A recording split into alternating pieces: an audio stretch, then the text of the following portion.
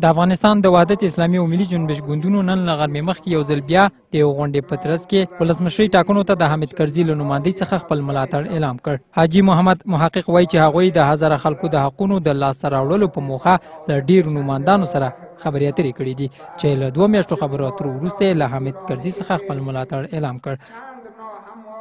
معاونت ریاست جمهوری با 5 وزارت در ساختار نظام، تعمیر و بازسازی و احداث و پخته‌سازی تمامی سرک‌های شمال و جنوب، شرق و غرب در مناطق مرکزی و راه‌های مواصلاتی داخل هزاره‌جان و برآورده شدن آرزوهای سالیان درازی که مردم بیسود و جاغوری برای ولایت شدن منطقهشان تقاضا داشتن عملی خواهد شد.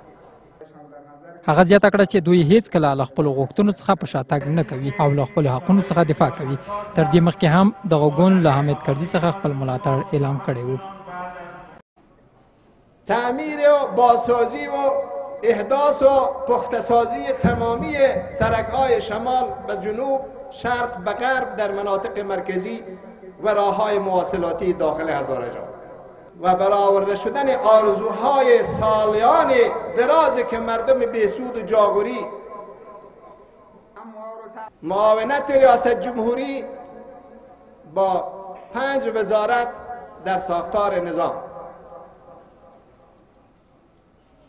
چې هغوی د هزاره خلکو د حقونو د لاسته راوړلو په موخه له ډېرو نمایندانو سره خبرې اترې کړې دي چې له 2 میاشتو خبرو اترو وروسته له حامد کرزي څخه خپل ملاتړ اعلان کړ.